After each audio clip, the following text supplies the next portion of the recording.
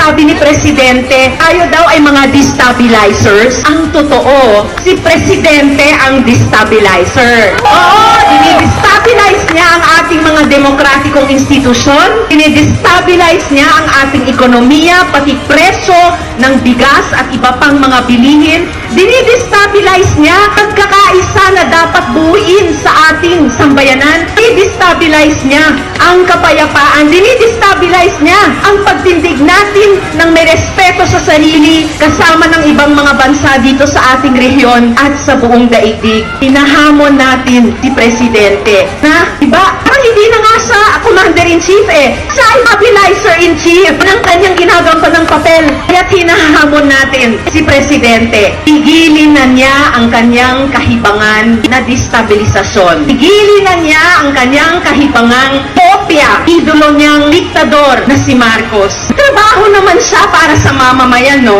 Trabaho naman siya. Anong kwenta ang mga tiga niyang salita kung wala namang integridad at wala namang konkretong resulta para sa mamamayan ang liderato. Ang gusto ng mamamayan ay demokrasya, hindi diktadura. Kaya nila tayong subukang takutin, ikulong o paslangin. Kaya nila tayong lunurin sa isang tsunami ng fake news at balutin paulit-ulit, packing tape nila ng kadiliman ang buong bayan. Pero hindi nila mauupos, hindi nila masasakal at mapapatay yung ating paninindigan at pangarap na demokrasya.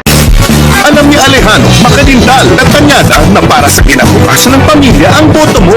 Sila'y nakikinig, sila ang kikilos. Ipaglaban ang ating bukas. Boto mo ang Lunas. Iboto 8 diretso. Ikaw, para kanino ang boto mo?